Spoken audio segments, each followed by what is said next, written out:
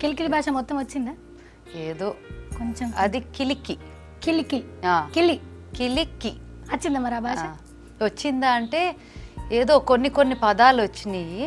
ఏ భాష అయినా మనం మాట్లాడే కొద్దీ ఎక్కువ వస్తుంది. అవును అంతే కదా. ఇప్పుడు నేను మాట్లాడలేను కదా. అదే నాకు కూడా అదే ప్రాబ్లం. ఎవరు మాట్లాడడానికి ఎవరు లేరు. అయ్యో. ఫోన్ అది నేర్చుకోవాలంటే. లాస్ట్కు అదొకటి అన్నారు ఐబ్రోస్ది. నాకు అది వర్డ్స్తో రావాలి. నాకు ఐబ్రోస్ ఒకటి వస్తుంది కదా. బహా కిలికి రాహా కిలికి పిప్పి ఫిలిఫి జిబ్లా గ్రోయ్ ఉన్నోడు నో మూవో చావో డంబా డంబా బూకో కిలికి. థ్యాంక్ యూ అడగంగా చేసినందుకు. ప్రభాకర్ సార్కి మొత్తం వచ్చిందా భాష? ఇప్పుడు ఎలాగంటే మాట్లాడే వాళ్ళు ఎక్కువ ఉండకొద్దీ భాష వస్తుంది. ఆయనకు కూడా ఏంటంటే పదాలన్నీ హాయ్ అంటే ఏంటి, బాయ్ అంటే ఏంటి, అలాంటివన్నీ అందరం నేర్చుకున్నాం. అలాగే ఆయన ఫోన్లో ఇంత లిస్ట్ ఉంటుంది అనమాట పక్కన మీనింగ్తో. సో అంతవరకు వచ్చు.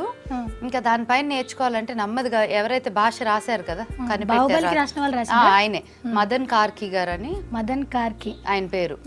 ఆయన ఈ భాషను కనిపెట్టారు అసలు. ఇంకోటి ఏదో అంటున్నారుగా మీరు, ఆయన ప్రభాకర్ అన్న నువ్వు నిమ్ క్లే తీరే హుఫు మిన్ క్లే బాహా స్విగ్డు.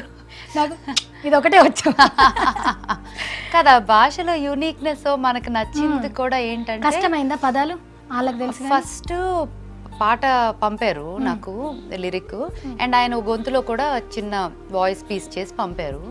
పంపితే అది నేను విని ఆయన పాడినప్పుడు బహా కిలికి రాహా కిలికి పిపి ఫిలిఫి జివ్లా గ్రోయ్కి ఉన్నోడు నోమో చావు అని పంపారు. అయితే అది చాలా మెత్తగా సటిల్ హాయిగా ఉంది.